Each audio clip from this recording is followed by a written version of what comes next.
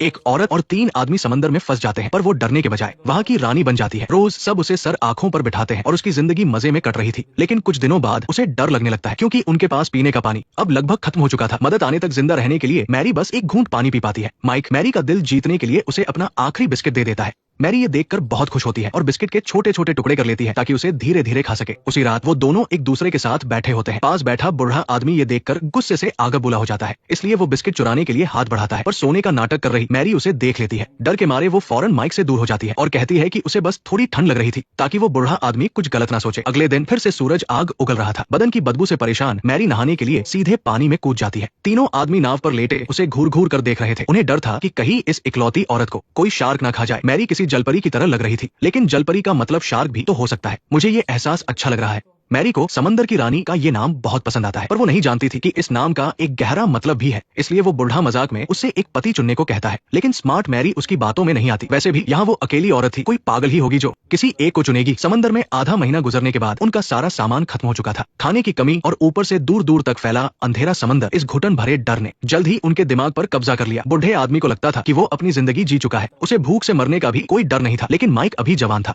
वो इस तरह समंदर के बीच भूखा नहीं मरना चाहता था। जब सब उम्मीद खो चुके थे, तभी उन्हें अचानक एक गड़गड़ाहट की आवाज सुनाई दी।